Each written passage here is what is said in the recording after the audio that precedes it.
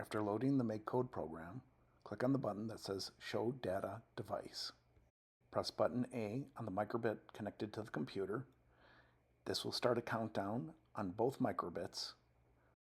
Once the countdown starts, push on the stick and release it before the countdown ends.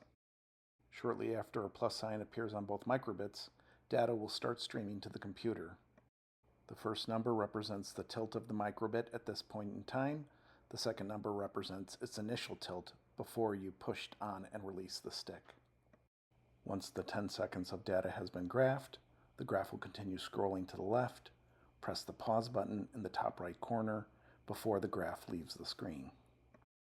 Check the minimum and maximum y values on the graph. The minimum y value should be above 40, and the maximum y value should be below 140. If that is not the case, you may have pushed the stick too hard to collect data that will be able to be graphed. If that's the case, press the Go Back button in the top left corner and repeat the data collection process, but with less force or deformation applied to start the movement of the stick. If your data is in the appropriate range, you'll now press this blue Download button in the top right corner. To open the file that's downloaded, either click on the name of the file or open it from your download folder.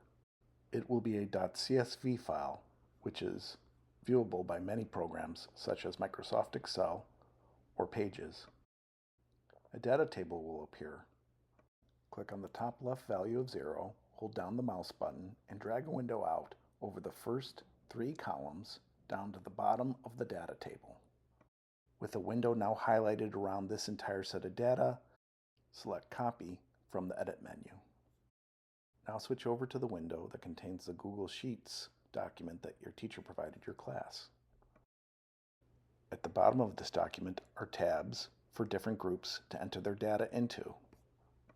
Find the tab for your group number and your assigned condition, wood or metal sticks, and then paste your data in.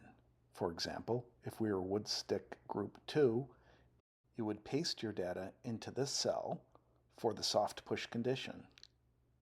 The top graph will automatically update. After you repeat the data collection process for the hard push condition, you'll paste your data into this cell, which will then automatically update the second graph. To collect your second set of data, you'll have to return to your MakeCode interface and press the Go Back button. After pressing the Go Back button, the MakeCode interface will appear.